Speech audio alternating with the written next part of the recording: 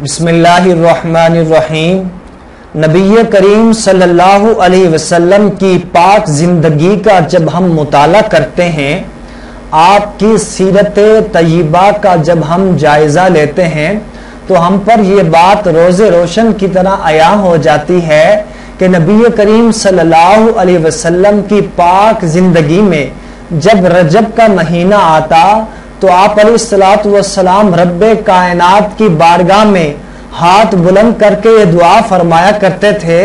اللہم بارک لنا فی رجب و شعبان و بلغنا رمضان۔ اے اللہ، ہمارے لیے رجب اور شعبان کے مہینوں میں برکت عطا فرما اور ہمیں رمضان کے مہینے تک پہنچا دیجئے، یعنی ہماری عمر اتنی دراز کر دیجئے کہ ہمیں اپنی عمر میں رمضان کا مہینہ نصیب ہو جائے۔ اب آپ اس سے اندازہ لگائیں کہ رمضان آنے سے 2 ماہ پہلے رمضان کا انتظار ہو رہا ہے اور اس کا اشتیاق بڑھ رہا ہے، اس کی طرف شوق کا اظہار ہو رہا ہے اور اس کے حاصل ہو جانے کی دعائیں ہو رہی ہیں، اللہ یہ مہینہ نصیب فرما دے۔ یہ کام وہی شخص کر سکتا ہے جس کو رمضان المبارک کے مہینے کی صحیح قدر معلوم ہو۔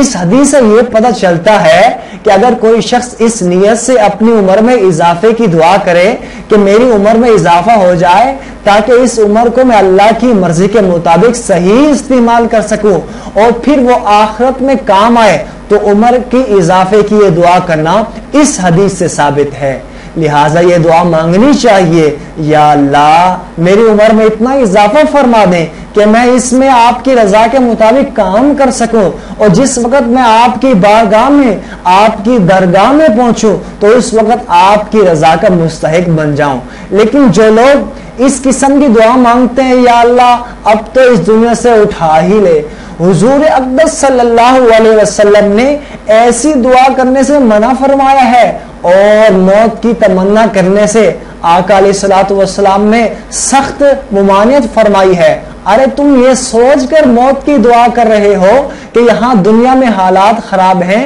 جب وہاں چلے جائیں گے تو وہاں اللہ کے پاس سکون مل جائے گا۔ ارے یہ تو جائزہ لو کہ تم نے وہاں کے لیے کیا تیاری کر رکھی ہے، کیا معلوم اگر اس وقت موت آ جائے تو خدا جانے کیا حالات پیش آ جائیں۔ اس لیے ہمیشہ یہ دعا کرنی چاہیے کہ اللہ تعالیٰ عافیت عطا فرما، اور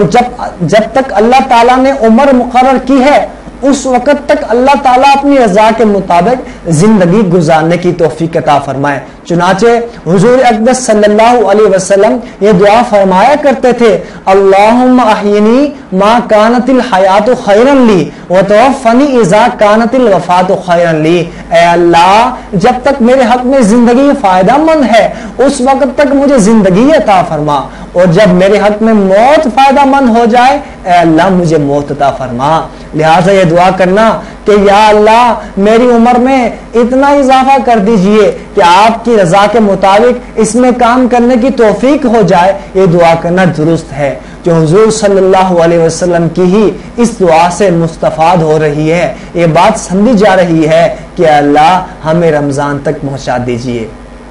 آج انشاءاللہ مغرب کے بعد جیسے ہی سورج غروب ہوگا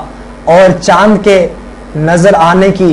عظیم خوشخبری ہم سنیں گے، اور انشاءاللہ اپنی ان آنکھوں سے رمضان المبارک کا چاند دیکھیں گے، تو اس وقت ہم اپنے دل میں عہد کر لیں، عزم کر لیں کہ اللہ تعالی ہم اس رمضان کو بہترین انداز سے گزاریں گے، اس میں روزے بھی رکھیں گے اور تراویح بھی پورے اہتمام کے ساتھ پڑھیں گے اور تمام گناہوں سے اپنے آپ کو بچا کر رکھیں گے۔ یقین مانیں کہ یہی رمضان کا مہینہ ہمارے لیے رحمت، مغفرت اور جہنم سے آزادی کا مہینہ بن جائے گا۔ اللہ تعالیٰ مجھے اور آپ کو عمل کرنے کی توفیق عطا فرمائے۔ وآخر دعوانا ان الحمد للہ